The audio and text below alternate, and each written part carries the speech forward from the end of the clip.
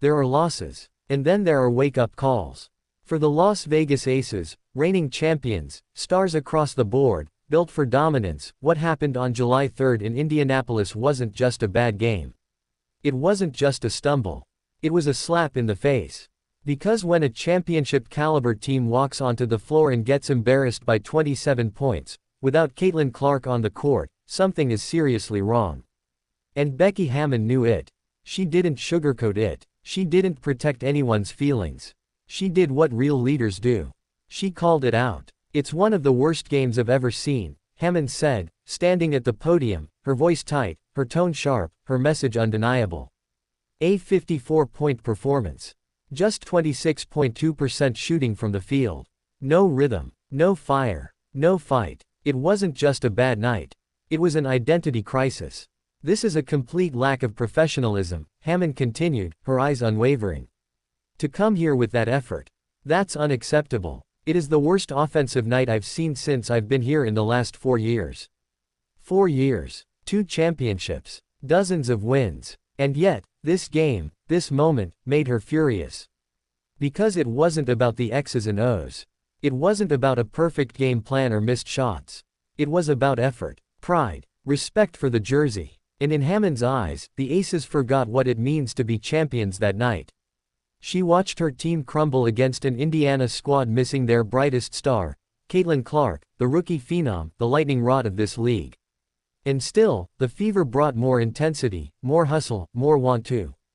That's what stung. Because champions should never lose their edge. Not like this. You could feel the disappointment radiating from Hammon. Not because of one loss. But because of how it happened. Because of what it represented. An erosion of urgency. A softness creeping in. A team forgetting the weight of its own expectations. The Aces have been the standard. The model franchise. A team that redefined the modern WNBA with its blend of star power and chemistry. But dynasties don't run on talent alone. They run on culture. And when that culture slips, even for one night, the consequences can be humiliating. This wasn't just about missing shots. This was about missed accountability. Missed urgency. Missed leadership, on the floor. And Hammon wasn't having it. She's not here to babysit millionaires. She's not here to pat backs after blowouts. She's here to win. And win the right way. And that's why she didn't hold back. Not behind closed doors. Not in a private locker room meeting. But out front, for the world to hear. That's leadership. That's fire. That's what champions demand. Now, the question isn't, how did this happen? It's, how will they respond? Because a team's character isn't defined in victory. It's revealed in adversity. And this brutal, embarrassing, humbling moment, is adversity. Will they regroup? Will they reignite? Will they look in the mirror and remember who the hell they are? Or will this be the beginning of a slow decline, a dynasty slipping through the cracks? Becky Hammon has thrown down the gauntlet. She's drawn the line in the sand. She's demanded better. Not just for her. Not just for the city of Las Vegas.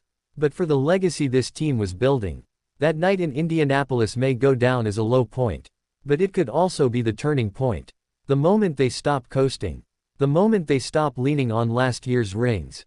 The moment they start hunting again. Because in the WNBA, nothing is guaranteed. And if you show up flat, if you don't respect your opponent, if you think your name on the jersey is enough, you'll get humbled. Fast. The Aces got humbled. Now we wait to see if they get hungry.